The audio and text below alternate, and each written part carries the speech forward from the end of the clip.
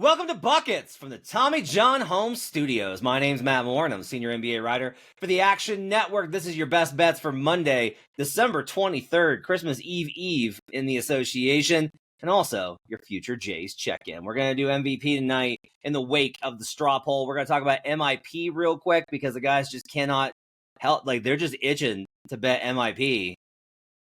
We had a bad reason to talk about it, and then we talked, we shouldn't talk, and then Jim was like, no, I really want to. I got a bet. So we got a bet for you for most improved player. We'll talk about that. Plus, we'll give you all of our best bets for the Monday slate. Programming note, Tuesday morning, you're getting the Buckets annual Christmas extravaganza. Best bets from the whole crew here at Action Network.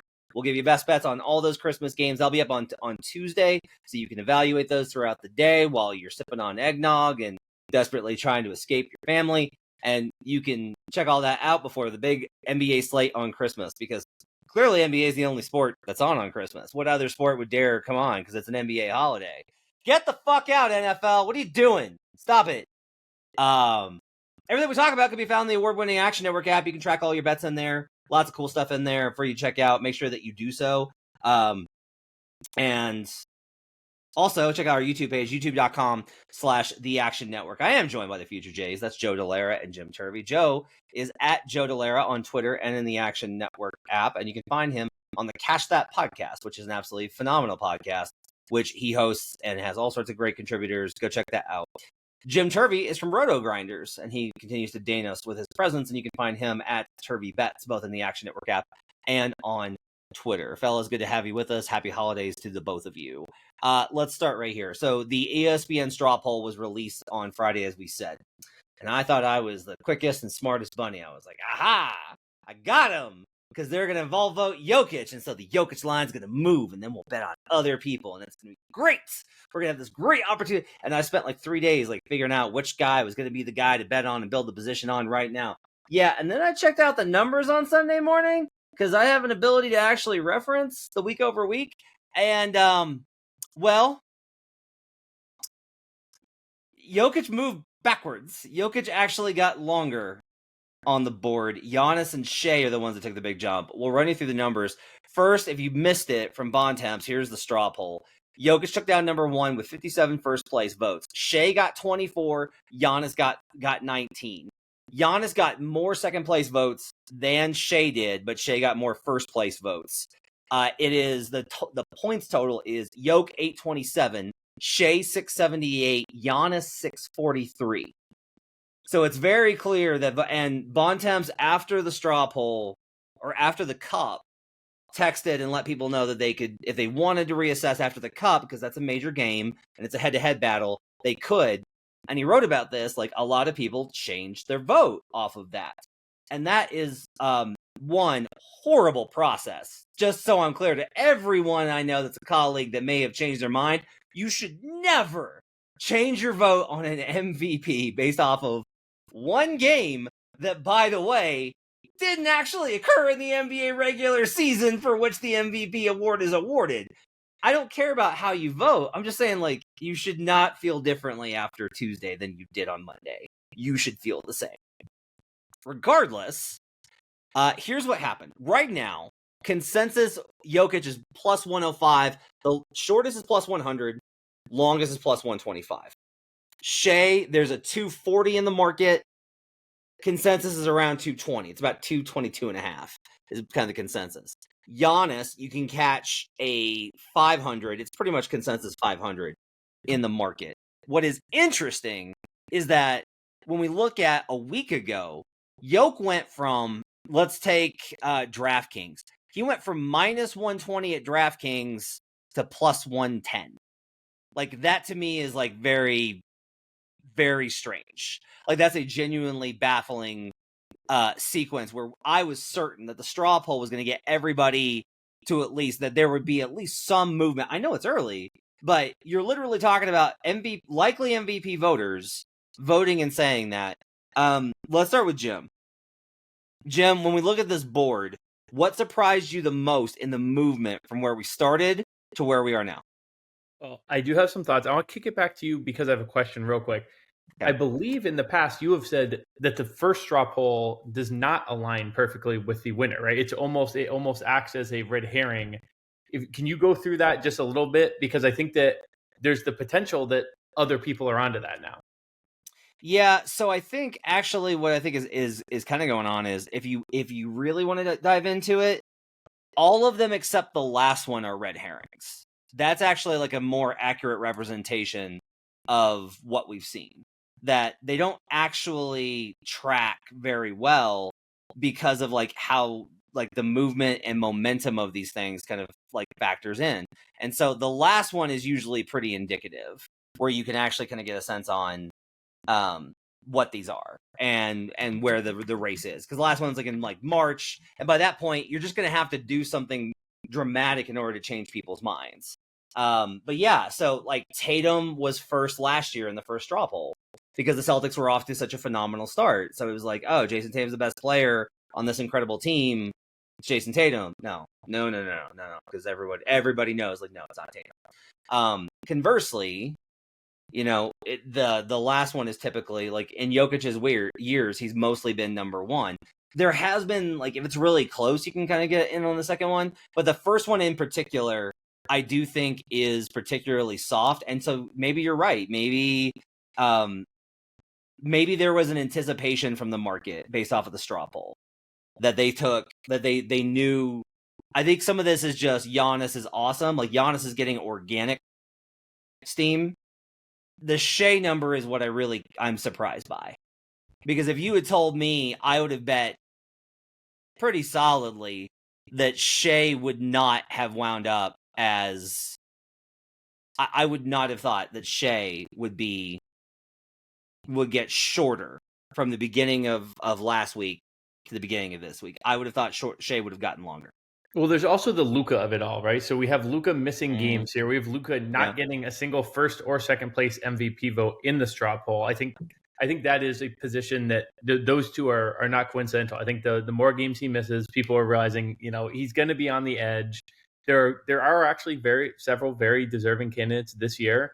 And if you're going to be playing, you know, maybe squeaking over that limit, I think Luka, his number, he had a little moment there where he flared up near the top of these odds. Now he has dropped down. I think that the movement is more there than in the top three, which I think is very much a top three. You know, I do agree with you 100% that is, if you're changing your vote on, I thought that was really wild, actually, that Bontemps texted people specifically that you could change the vote on that game, because I think it's kind of leading a witness. I don't think it's too surprising that Giannis was so close to Shea in the poll after that.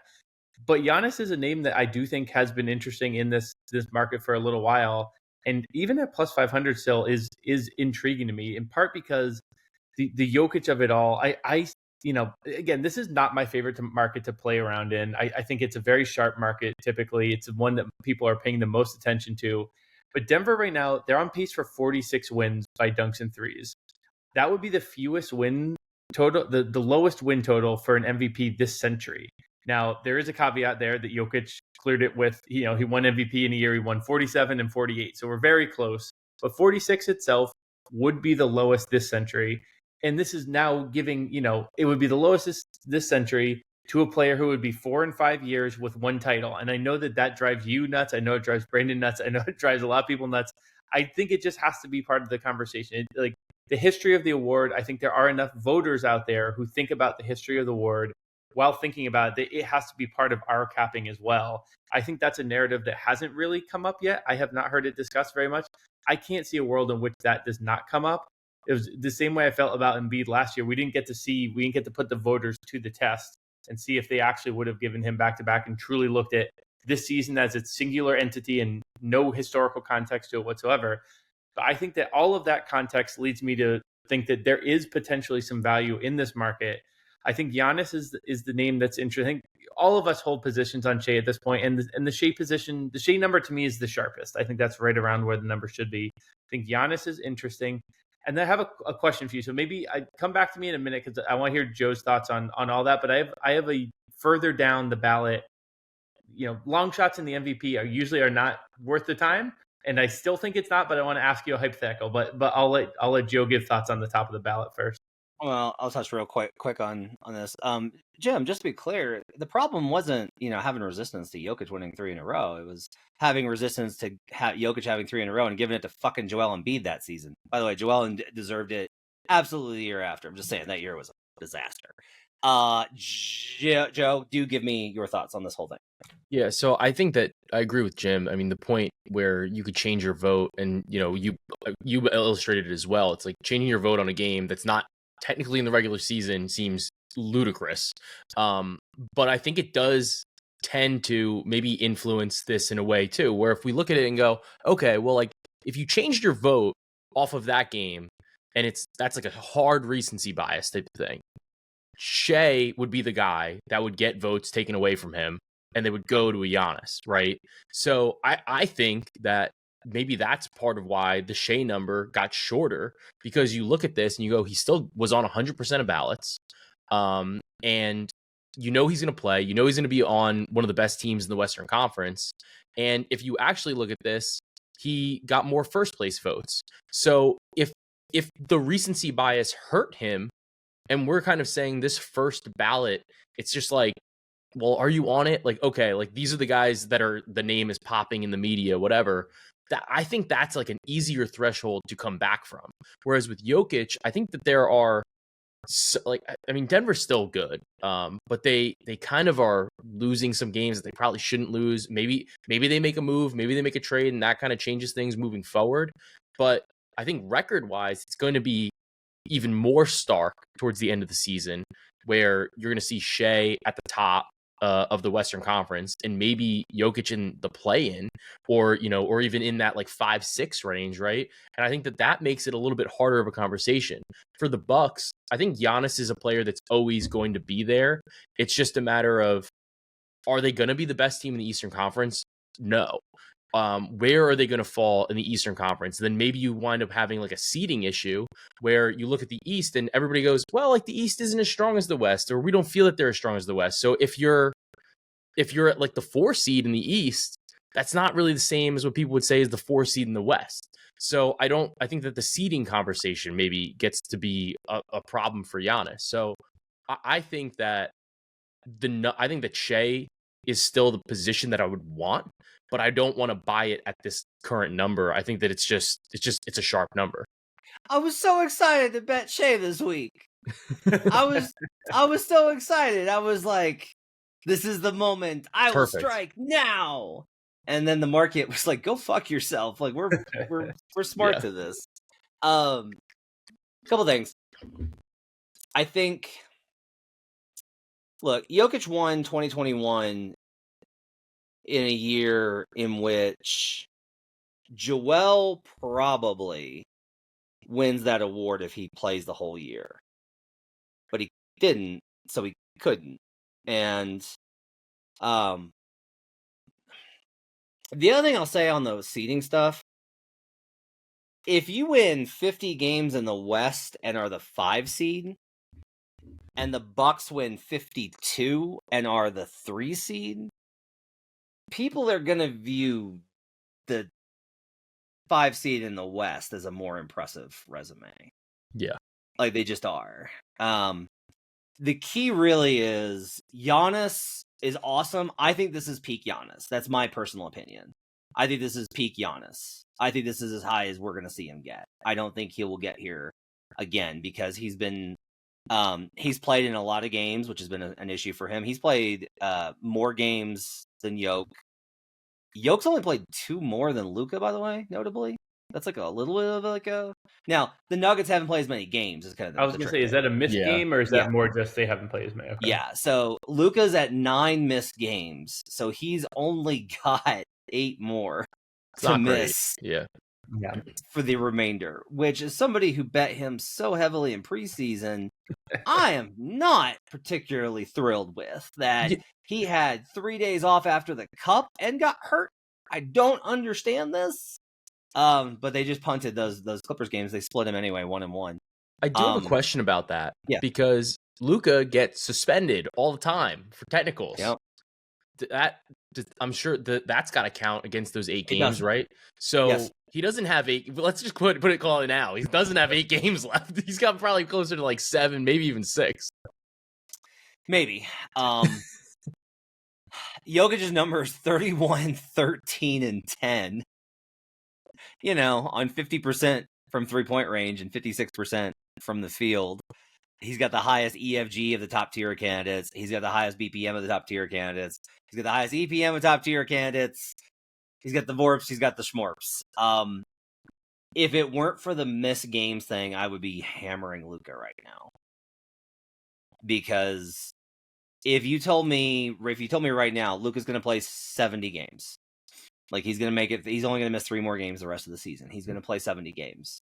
Then I would auto bet Luka right now. Not only just because, like, hey, if you know a guy is going to qualify, that gives value, but because I genuinely believe that he's going to, by the end of the season, he will have the numbers.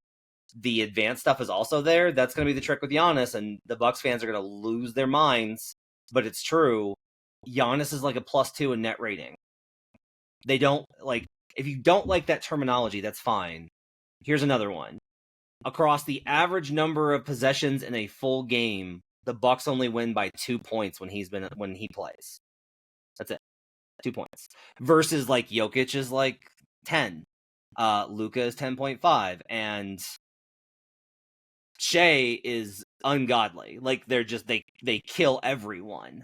And it's because of the defense. But the problem is, like, I have a big article coming out on my Substack about defense tomorrow from the MVP candidates, and all of the numbers tell you that if you care about defense, you should vote for Shea Gilgeous-Alexander. Like that's what I'm just telling you what the numbers say.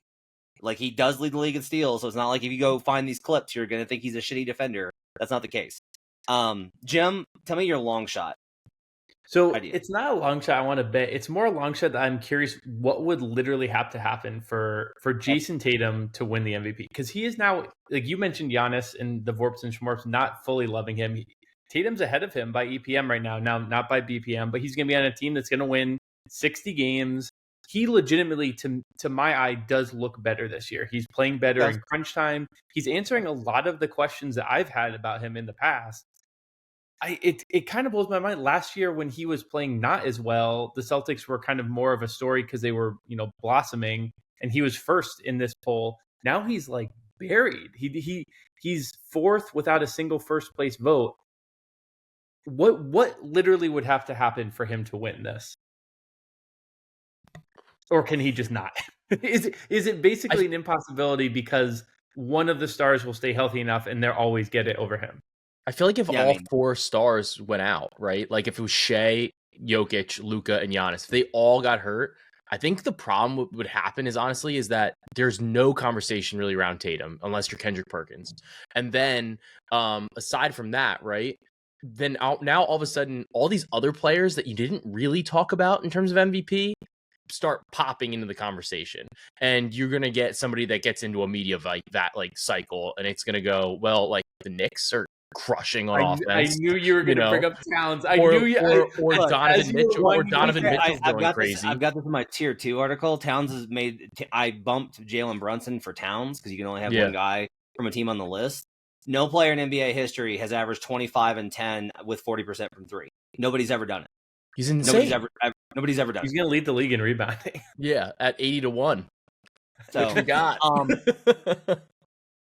So, but back in the real world, here's how it looks like is, all right, Luka doesn't play enough games. The Bucks go back into a hole and they don't finish with a good enough record. Yeah. Shea gets hurt. That's one, like, that would have to be a big thing. Like, here's the thing is, if it's Shea and Tatum, I don't know. Here's the thing. He'll have him covered by the win. The win portfolio is Tatum's best thing, and Shea will have him covered on that. Right. But here's the weird thing is, like, if you look at it, if we just do, like, Tatum's at 29, 9, and 6, and Shea's is at 36 and 6. Yeah. So Shea's not rebounding as much. They average about the same number of assists, and Tatum's fallen off a little bit on scoring because his 3-pointers dipped a little bit. And, like, that's the concern is that if Tatum was so good early because his jump shot was absolutely ridiculous. Now, also, like, Celtics, again, I've been kind of saying this is, I'm not saying that they're in trouble. Like, they're going to win 55 plus games and be a top 3 seed and it's all awesome. There's a little, like, I see shakiness. They're skating by on some things right now. Yeah. So to circle back to the Tatum part of it, if the Bucks right now, Dame is out, Middleton's playing on his like sketchy ankles. To me, that's like a very feasible domino to fall. Jokic, I think the Nuggets would have to actively be below 500. But if they were below 500, I think that's really hard to give it to a below 500 player over a Tatum winning 60. So I think that is the path. And then I think for Shea, because I have so much faith in the Thunder winning, 55 games or so, maybe a worst case scenario, 54, 53. I do think that it's like if Shea gets hurt, maybe that's the moment to jump. But even then, I think you need like a sub 500 season from Jokic. I think they could go 43 and 39 with the numbers he's putting up, and I think he still takes it over Tatum, which is it's kind of crazy to be honest. But the poor guy at some point will have to receive a vote, but I just can't see it with this current crop of stars above him in the tier of this top tier of MVP guys. Again, I think it would have to be like Shea suffers a massive dip and gets to like 27, 6-6. The Thunder, there would have to be a media perception, a perception with fans that like the Thunder are great because of J-Dub and their depth and how good the defense is. And like that's actually a legitimate argument. If Shea wasn't contributing defensively, then I would probably be making the case that he should probably not be as much of like he should not be a lock for number 2. I would be like, look, because I made this argument with Russ when he won, is I was like, look, the Thunder win with their defense, and we know that Russ isn't a cause of that. Their offense is 17th. Problem with OKC is that they're top 10 in both offense and defense. So it's like Shea's the number one driver of the offense. He's the engine. Oh yeah, and he's an elite defender. Yeah. And it's like, well, Tatum's the driver of the Celtics offense. Not the same way. Like it's not the same way, even though the assist rate is similar. Yeah. And that is really, I think, what would have to get caught. I think there's a lot of ways that Jokic doesn't win. And what's going to happen is like, I don't think Jokic wins. And like Brandon is going to lose his mind again, being like, how is it not this guy? Do you see how many, like his BPM is 1700 when like the reality is it's like the BPM number in particular is influenced by rebounds. And if you generate box score stats outside of your position group. Yeah. So center that is top 5 in assists, guess what? That's how you get to Jokic's BPM lead versus an EPM, which is a little bit more balanced. He's only at 0.3 on Shea. And Shea's killing it because of the wins, right? And that's like a good case for Giannis here, which is just like Giannis kind of splits all of the hairs. If Giannis wins 50 plus games and is averaging 33 points, by the way, he leads the league in scoring, leads the league in scoring on 61% from the field while being an elite defender, then like Giannis could absolutely win. And if there's a Dame lot of is nursing things here and there, and he's able to rack up some just monster stats across the board with assists as well, because he's taking over more of that with Dame out. I agree that there is a path for him for sure. Yeah, and I think there's a path for Tatum. It's just going to take. It's a parlay of too many events for you to bet. That's kind of what I was getting to. Is like these events are less than 5%. 20-1 is 5% implied. If somehow it was a Tatum 100-1, we'd never get it. Then you're like, okay, at that point, maybe, but yeah. Then we'd all be rooting for it. And if you're listening to this and you're like, okay, you guys don't want to bet Jokic, and you think Shea's price is sharp, and you don't want to bet Giannis, and Luka's not going to play enough games, and Tatum can't win, who's it going to be? And my answer is like, no, it's going to be one of those guys. Welcome to betting the worst betting market of any of the awards. I don't think so, but I honestly think that there are worse ones. I think Six Man's worse because it's already done. We talked about this, or is it? It should be for a future. Pay it out right now. Pay it out right now. But if you go down the list, Anthony Davis, no way. Lakers are not winning enough games unless they get into a top 3 seed. There's no way Davis gets it. Now, I have Davis tier 2, so Davis technically I think can get there, but they would have to win a bunch more games. Donovan Mitchell, the Cavs do not have a candidate. I can't believe it, but they just don't. I've looked at them. I'm telling you, based on the numbers, you can't get there. And if it's like, but if they have the best record in the league, I'm like, Chris Paul had this happen. Like, this is a very similar case to the Suns back in 2022. The awesome team should be in contention for a legit title contender. There's not a candidate right now. If Mitch goes nuts, then okay, but that's what you're betting on. Is like you're betting on a future that right now is not correlated with like reality. Anthony Edwards, Steph Curry, no way. Right now, KD can't play enough games. Towns is next, and that's a fun story. Imagine that universe. What a world that would be. That's a fun story. It'd be awesome. I actually, and this is like crazy for me because I resisted a lot of it in the preseason. Victor Wembanyama is 250 to 1. and like every time I look up, it's Jaws where he's a little closer. Yeah, he's like behind the boat. Must go faster. Like that's how I feel the MVP race is because he's just like chugging along, and the Spurs are like, oh, the Spurs snuck over 500. Oh, they have everyone back finally too. Wembanyama shooting 34% from 3. Oh, like he's climbing up every single chart. Oh, like there's just he keeps kind of just chomping along. Yeah, I don't know if I can believe it, but I do think if you were looking for a long shot, like that would probably be the play right now. My best bet for now would be Shea. I do think I'm probably going to do a FanDuel parlay with Shea and Pritchard, and we'll talk about whoever else we can find. But that to me, even with that number being sharp, I actually kind of think that if we were to be like, I guess here's a way to put it, Jim, because you mentioned that you think that this line is like accurate. This line, I think, is accurate if the vote were held today. Because I've made this argument a lot that like Jokic has to be MVP if you voted today. But that's because wins aren't going to be as important because everybody's like, well, it's early. Right? Yeah. Well, it's early. Well, Joe said it very well. The win totals will pop a lot differently by the end of the season than they do right now. And you're right. What people are saying, this is beginning of the season. I think if I had one bet to make today, I certainly wouldn't put the mortgage on it, but I think Giannis is the one of these values today that I would want to be on. Yeah. You don't think? I think you're buying in at peak price. Like he's plus 500 consensus in the market after being so much lower. Like a week ago, he was 850 at FanDuel.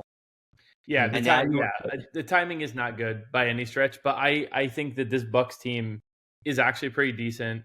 I think that the Shea thing the case you made earlier of like Shea being, a piece of many, I think is actually a pretty decent argument that can be made. And again, if Dame has stuff lingering and Giannis really has to carry the Bucks, but they're actually winning now, and Middleton has been so important for them coming back, if they can go on a run here, and then the win total argument is maybe a little closer, it's 52 versus 57, something like that. I never, it's the most fun market to talk about and the least fun to bet. So it's a small bet. I truly do. I guess for me, it's just like you just fade whatever is happening in the moment.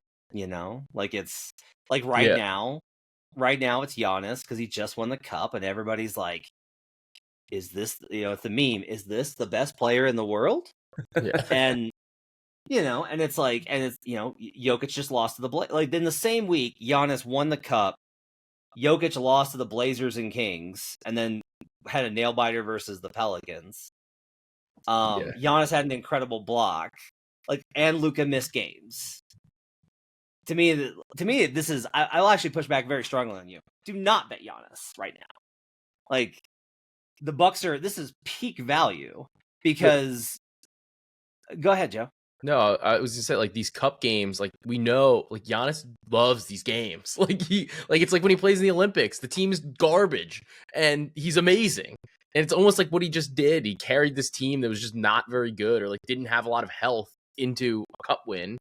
Like I think you're right here at like the 5-1. I think Jim is right in terms of like I might have bet on him to win like this straw poll, like and said like I think that he's been the best or voted for him. Like I think he's been the best right now in terms of what he's given to the team, whatever. But I don't know if it's gonna last. Nah, I'm sorry. Like, there's no. Here's the problem: is like now Bucks fans think I'm this massive hater and a Nuggets homer. When I argued, like, I went to Milwaukee for preseason in 2018, and from a Milwaukee hotel room wrote Giannis Antetokounmpo, it should be your bet to win MVP. And then, like, I advocated for him in 2019. I love Giannis. I was so happy for him in 2021 when they won the title. He's amazing. However, Jokic is averaging 31, 13, and 10. He's averaging a 31-point triple-double while shooting 50% from three. What are we doing? Like, there's I no will say, if we're talking about projecting forward, that 50% no, you're right. from three isn't going to stick. Yeah, that's true. That's true. Because I don't think he can keep this up. I don't. And he's already, like, he's had some slip games lately.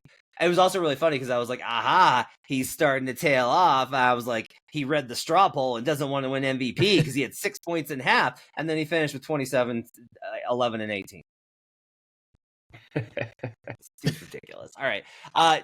Jim, you got some thoughts on most improved player that you wanted to get to. Yeah, it can be relatively brief because I think we talked about this beforehand, how we want to talk and look at like the All-Star vote results upcoming when we see that. But this market's a little bit funky right now. It's like 100 cent gaps across this market right now. Hero has kind of pulled into a near tie with J-Dub at the top of these odds right now. We talked about this a bit during the week, Matt. I don't believe this Hero case so much. I think if you do, it's two things. You believe that he's gotten better at shooting, which can happen, but also more times than not will tend to regress towards the mean, especially on twos. He's shooting far, far better there than previously in his career. And I think you believe that the East is easier to make the All-Star game than the West. And he is doing this at the part of the season where you get that All-Star vote. And if you think that that is a very big part of the equation, which we tend to have thought, then that could be very important. J-Dub is going in a Western Conference that's stacked. His Thunder just lost on a very, very large stage, and he didn't have a very good game in that game. Again, kind of, harken back to some of the postseason struggles he's had. So if he misses out on the All-Star game, Hero gets in. That's the case to make. I still don't love that. I still like the J-Dub side of it. But I think there are some interesting option. For one, I want to quickly pour 40 out for Franz. I did some math. So he's missed the 5 games so far. He can miss 17. So he only really has 9 games to work with because he's going to rehab some stuff. He'd have to be back January 10th. That's a 5-week turnaround. Paolo's already been out 7 weeks. I think we have to pour the 40 out for an incredible bet that's not going to get there. Instead, we're going to go with a long shot right now. Cade. Cade is the guy I want a bit of. I'm going to talk about him in my best bets a little bit further, but he is doing another mini jump. You talked a lot, Matt, last year about how he, towards the end of the year, made a jump, and now the numbers are coming up. He's scoring more per game this season. But the big thing is the playmaking. He's averaging basically 12 assists over the last month or so. The Pistons look like they are, if not here to kind of stay, they're gonna be in the play-in battle. I think they look pretty solid. I've been impressed with them of late, especially. I think that he's a little bit young for what we typically want from this, but he screams, first-time All-Star, especially in the East. 18-1. There's never going to be a perfect resume 18-1, but I think that this is a good time to buy on him before we get those All-Star results. Potentially see him doing very well there. And folks realize, oh, this is a name that has to be kind of in the conversation for this award. I love Cade.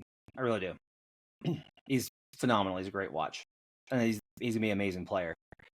I think you're going to run into, there will be a column written in March that is, are we really going to give a former number 1 overall pick most improved player? And the answer is, we done that a bunch? Well, it's like we gave it to number 2s. We gave it to Ja. Which is a difference. 1 versus 2 is a thing. Yeah, it is, but it's not to me. I'm like, if it's top 5, you should be expected to be an all-star. Like, there's nothing improved about this. Like, you just, I get it's not most unexpected player. It's most improved. Like, who made the biggest jump? Again, I'm with you on that, but it's like this is where I'm trying to detach how I think versus how the award has gone. Well, I hear you. I'm more thinking of, like, I actually think that the voters are more prone to that kind of thinking. Of like, Are we really going to give this to this? Number like, one matters. Yeah. Like, I can't contribute to this narrative. I can't. That I think is a thought line. The other thing here is so I've been on this because I've been like very very picky in fading my beloved Pistons, because there is kind of, if you watch them, you're like, damn, like this team's plucky, man. Like, I like this team. Like they're pretty good. They are not good. They're not good. They're annoying at all. Like Well, no, Jim, here's the thing. They're 12-17. They're 5 games under 500. They're 4 games back already in the loss column from Tyler Hero's Miami Heat. Like, I get it. I'd rather watch the Pistons any day of the week than the nightmare that is the zombie Heat pointlessly trudging towards another first-round exit. I absolutely agree with that. But, like, if we look at adjusted net rating, they're minus 3.4. They're 23rd in the league, behind a little team called Atlanta. Like, they are not. I like the Pistons, and I think next year they'll be good. They're not good. They're 4-5 with Asar Thompson, which I think is a very big deal. Fair. And he's only playing more and more as we go. He's good. Yeah, he is good. All right. Well, Jim's got a bet on Cade Cunningham, 10-1. 18-1. 18. I apologize. 18-1. I'm looking at FanDuel. Joe, do you have any thoughts on this award? Right now, I'm just honestly just a little surprised that Hero. I'm like looking at all the books right now, and he's actually favored in some books. Like, he's ahead of J-Dub, and I'm shocked by that. I think that you lose one game in the NBA Cup because nobody can hit a 3, and everybody thinks you suck. I don't understand it. It's just I don't know. Like, I don't really get it. And I guess maybe I think if you're gonna bet on Hero, it has to be with the idea that they're gonna trade Jimmy Butler and they're also gonna get nothing back for it. Like, I think that's what you have to believe, because that's the only way that his usage gets like even crazier than probably what it is. And he's maybe given a little bit more opportunity there. That also means Miami's probably gonna be bad. So, like, this is a tough one. I would not bet on Tyler Hero. I do not think he's gonna win this award. Why? Matt, are you gonna Tyler Hero stand here?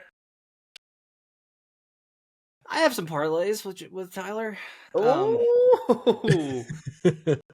Because for me, it's just like here's kind of the platform. You mentioned we're waiting on the All-Star results, right? And like, Tyler's not going to make the starter, and Cade's not going to make the starter. Like, neither one of those guys are going to be voted as a starter. I think that Tyler's been the best player on Miami. That's my honest to God opinion, is that Tyler Hero has been the best player for Miami, because without him, they can't score at all. They can't do anything. Like, Jimmy Butler's ahead in all the advanced metrics. It doesn't match eye test at all. And I care about the advanced metrics, pretty obviously. But I also, like, I don't disregard, especially best player is one that I really do kind of feel like you just got to watch the games and kind of get a sense for who's making the most impact. And it comes down to, well, he's not going to keep shooting like this. I agree if we're like, from now until May, if it's now through the middle of next year.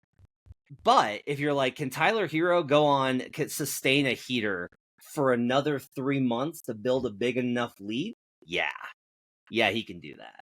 But I think that's kind of my point in this market is like there's actually a fair amount of people up near, especially J-Dub's not going to like slow down. Like, he will have to sustain the heater the whole time. I think Hero will. And that's where I'm like, I do think if you give him, he's got to go 4.5 months of this. I do question if that's feasible, because there will be candidates up there. But I also, so let's push there though, because I think that's like an interesting question. I think J-Dub will be, as long as J-Dub can get the games and is in it, I think it will be very close. But let's say that J-Dub was not in it for some reason, because we have to project like those possibilities.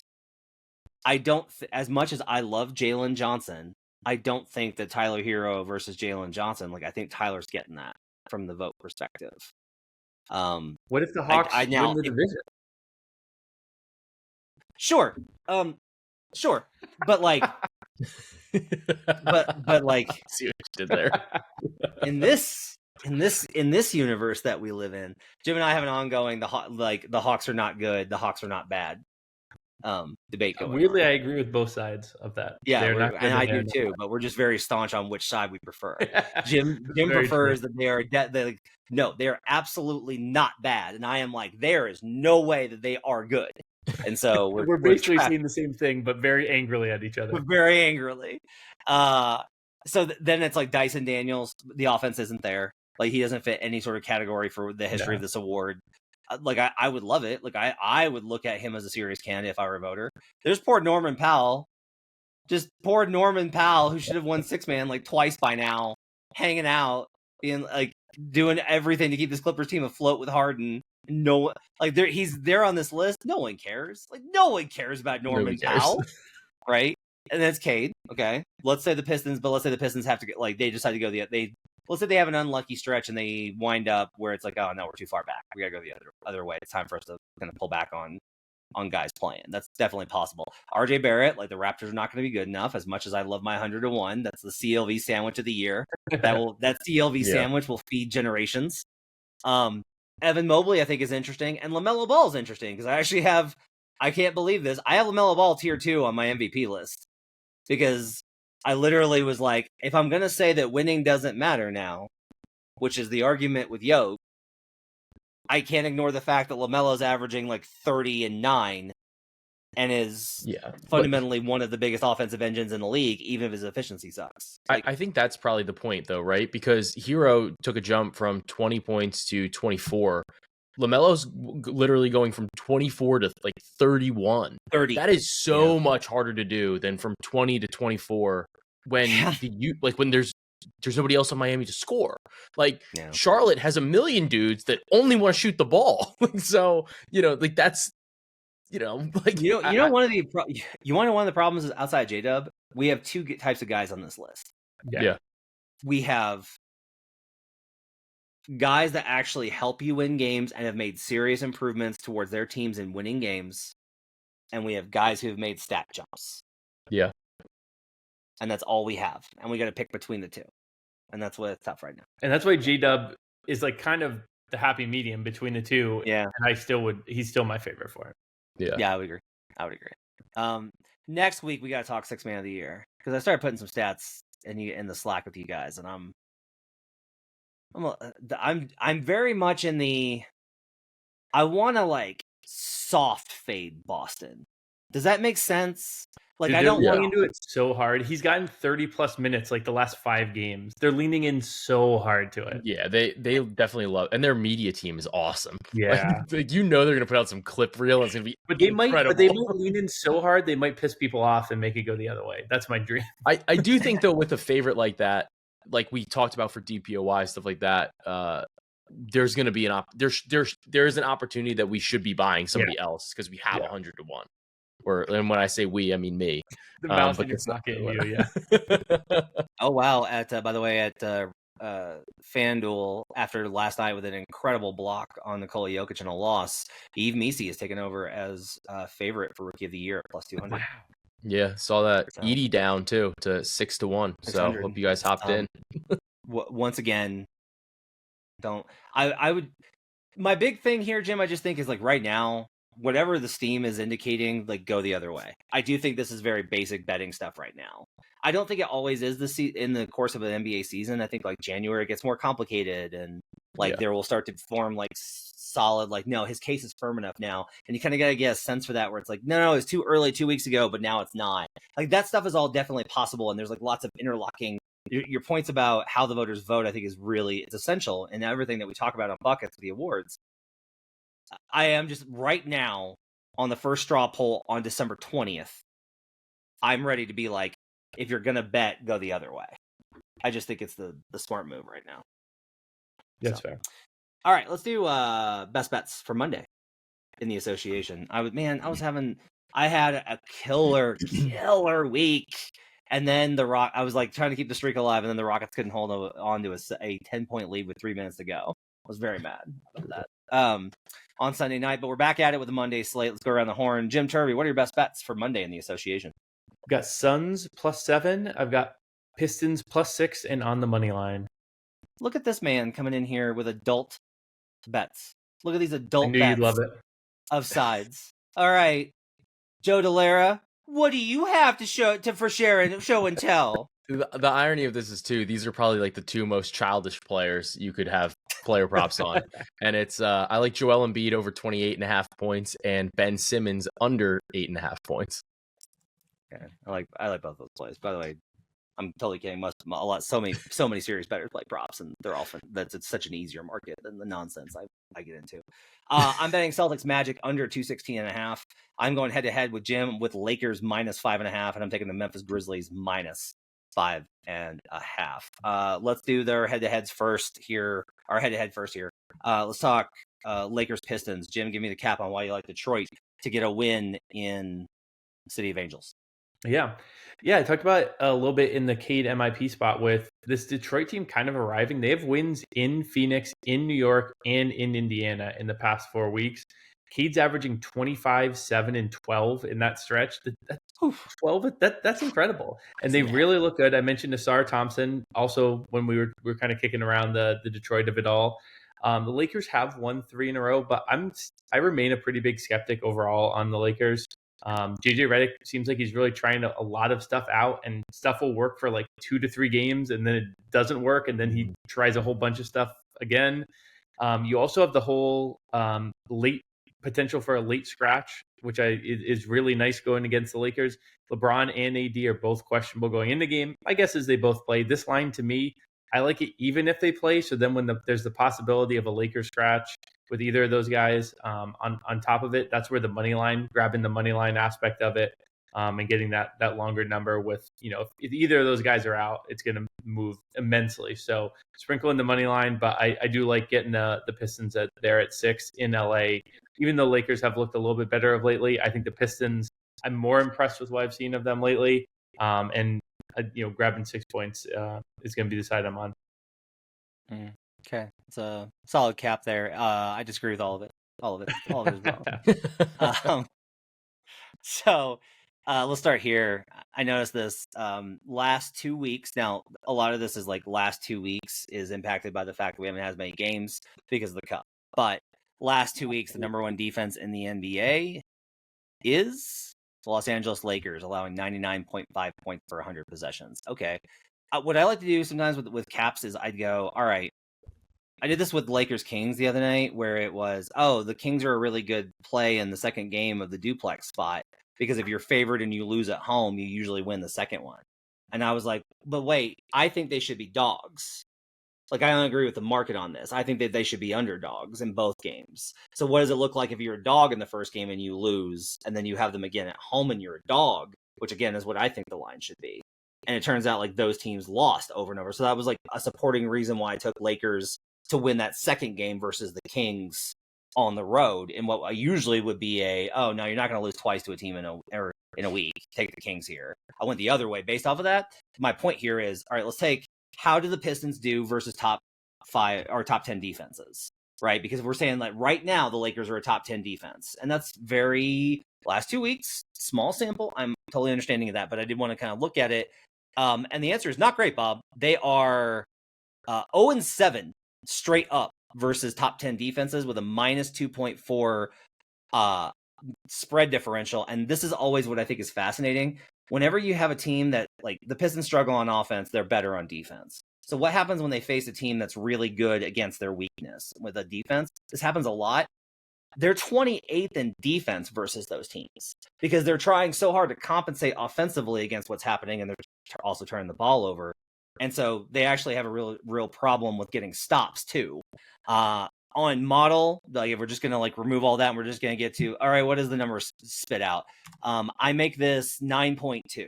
I think the Lakers should be 9-point favorites because what has kind of happened is the market really does. The market agrees with Jim. Like the market thinks that like the Pistons are pretty good and like the Lakers are pretty mid. And so like the Pistons aren't good. They should be dogs here. But like they're fine, right? And that's kind of what the number at 5.5, 6.5 says is Yeah, I mean, the Lakers should be favored, but not by much, even at home. And I don't fundamentally agree with that. I think this should be way higher if this was on neutral. And so I will take the Los Angeles Lakers minus 5.5. Joe, you get to be the tiebreaker. What do you think? Who had the better cap? I love betting on LeBron, honestly. So I'm gonna not take a real position and say if LeBron's playing, bet on the Lakers. Okay.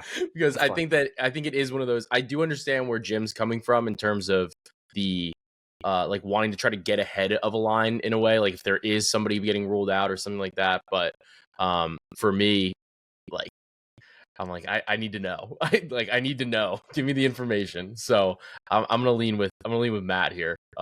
Just for this we'll one. say those impressive wins that I rattled off were all against teams with not impressive defenses. So I think that's a pretty good point in your favor.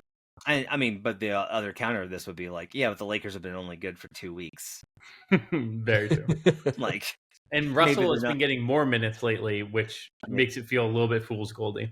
Maybe that's what's weird, man. All of the numbers from the very start of the season have been like they kill in D'Angelo Russell's minutes, they lose in Anthony Davis's, and now it's actually they're fine in Davis's. It's LeBron. I looked at the LeBron Davis splits, and it is like we have fully reached. AD's trying to pull this old man to the park and keep him from getting lost. I do want to make it very clear. I have the Pistons over this season, so I would love for them to win this game. I am Team Pistons. I love the way that this team plays. I love their heart. I thought they were going to pull off the comeback versus the Jazz the other night.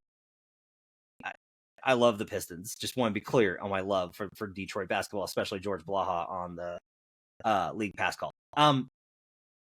Let's keep with you, Jim, and let's do Suns +7 because they're taking on the Denver Nuggets, who got by a squeaker versus the Pelicans. Yeah, the Nuggets still look pretty shaky here. I wanted to ask you, actually, I was working during the game, didn't get to watch. Was Michael Porter Jr. benched tonight? Is that what happened? Yep. Yeah. So the Pels have to go so small because they're missing everybody. Yeah. So they're basically running Eve Missy, who's small, and then a bunch of wings. And so Porter was 2 of 8 from the field and a -10, and was not likely to be able to keep up. And the Pels were trying to run off of misses or turnovers. And so, Malone went to Russ, and that's what he did. And it was not great at points, but they got the win. Yeah, so clearly that side of things have been shaky. Now Phoenix has been very shaky recently as well. So, but and this, you can say this is narrativizing and all that, but to me this does feel like it's reaching with Phoenix like an early season semi must win. And this is you're getting a team on a back-to-back in Denver who just had overtime back-to-back. Again, there's a potential for rest, but even without the rest, there is going to be, slightly more tired legs. Jokic and Murray both played over 40 minutes here. Now you're getting a Suns team that really, really needs to right the ship here. I think this number is a little bit long just going by the number aspect of it. I have it more around 5.5. So if I can grab the extra 1.5 with the back-to-back, with a team that really, really needs to get up for a win versus a team that has looked, pretty dicey, has the MPJ benching, I'm ending up on the Phoenix side of things. With my model, there's times when I'm like secretly hoping, fingers crossed, that it'll pop out a certain side that I like. Yeah. And I was like, please say Phoenix. Please say Phoenix. Please say Phoenix. All I want is Phoenix. Just please give me Phoenix. No, it gave me the fucking Nuggets. And by like a wide margin, and I haven't accounted for Booker being out. So I'm stuck with a no play on this. Denver this season, 43% against the spread at home, 42.86%. They are not a reliable home team. I agree with the desperation point. I do think you're trying to catch a falling knife a little bit with where Phoenix is at because they are an absolute free fall. Like, I was listening to Locked On Suns, a really great Suns podcast, and they're just like, this feels like rock bottom, and we're at December 20th. And I was like, that's not a thing that you want to hear. That Pacers game was deflating for that team. On the other hand is Denver, who just isn't impressive. And what I think is really interesting here is this is one of the rare ones. I always say, like, well, if you're going to bet the money line on a dog, just take the money line. If you're going to take the spread on a dog, take the money line or an alt spread. I think this is an opposite where I'm like, I think Denver probably wins clutch time here, but I don't necessarily think they're going to, like, I just don't think that covering is a lot. Joe, do you have thoughts on this one? Yeah, I like the Suns here. I think that Kevin Durant he still just looks incredible, like, as long as he's on the floor. And I think that's he still presents to me, I think, a tough matchup for anybody on Denver to really cover him, besides the fact that you have, like, really nobody can cover him. But besides the fact that you have this back-to-back set with overtime, and then, they're playing again. I think they're both playing on Christmas. So I do think that this, I think this is a pretty tough spot. But for me, I like Phoenix. I like grabbing the points here. And, you're getting at 7, you're getting it beyond 2 possessions. So I think grabbing the +7 is a nice number.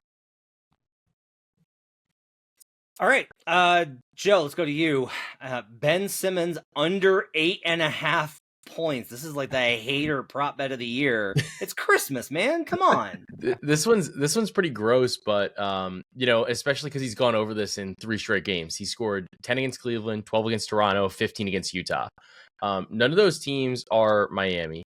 And part of why I like this is that even without Dennis Schroeder, he actually scores fewer points per 100 possessions when Dennis Schroeder, like without Dennis Schroeder than with Dennis Schroeder. I think that it helped him in terms of the spacing. There was somebody else that could actually shoot the basketball on the nets. So I think that was a factor that mattered. Now you play Miami, who he just hasn't gone over this line against. The couple games that he's played significant minutes, he scored 4, 2, and 4 last season.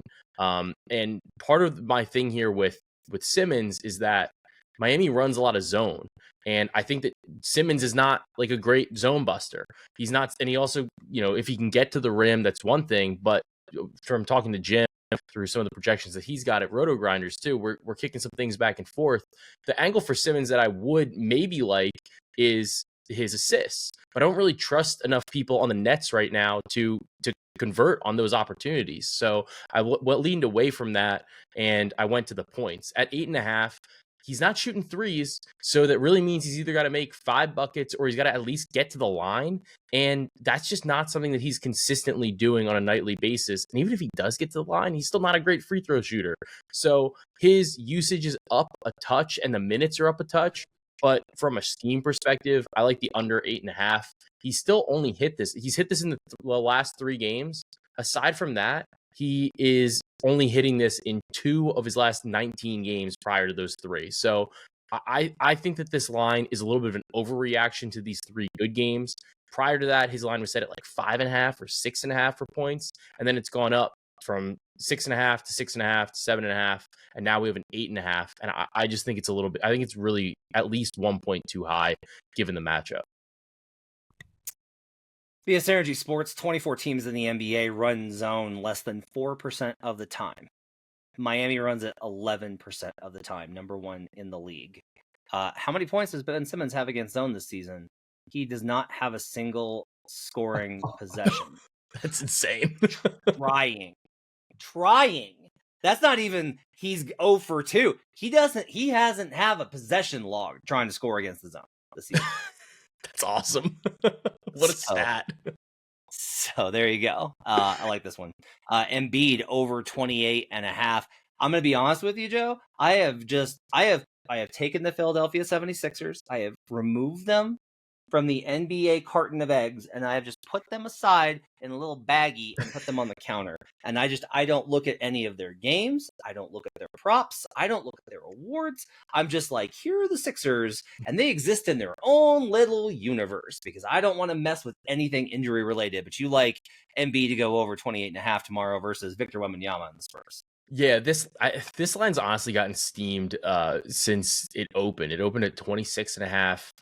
I got some down at 27.5. I like it at 28.5. It's probably going to go to 29.5, to be perfectly honest with you, and I would still like it there. The thing for me is that it's a matchup against Victor Wembanyama. Joel always seems to kind of get up for these games against somebody that's on paper, and obviously, like, we watch Victor, we think he's fantastic, he's incredible. He likes to get up for some of these games when either they're awful or when they're really good, but he's way stronger than them. And that's what you got here. And Embiid dropped, let's remind everybody, he dropped 70 points against Victor last year in their one head-to-head matchup. So I think that this is a spot that he feels comfortable in. He knows that he can get what he wants, etc. He's only averaging 22 points per game this season, but I think that a lot of that has to do with the fact that the knee was clearly an issue back in November. I think he maybe he came back a little bit too early, whatever it was. Since he's come back in December, aside from when he broke his face, he's scoring over 30 points a game in these spots, right? He's actually scoring basically like a point per minute. And now he's got a couple days off since the last game. Gets a day off after this game. It's going to be a matchup that, he can put like another like notch in his belt, saying like, I put up this many points against Victor.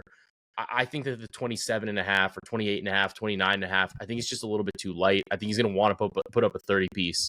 And I think the matchup anyway is fine, considering the fact that the Spurs defense is just like, like it hasn't really been on paper for the whole team that good. We can say that Victor's been incredible, but the Spurs as a whole have not been a very good defensive team. And they play at like a relatively decent pace for Embiid to get enough possessions up. So I like over 28.5, 29.5 here. Yeah, I mean, look, Victor can't handle a shoulder going into him. He still can't. 2 years from now, yeah, he'll be fine. And that moment will come when Embiid tries to dominate him and it's like, uh-oh.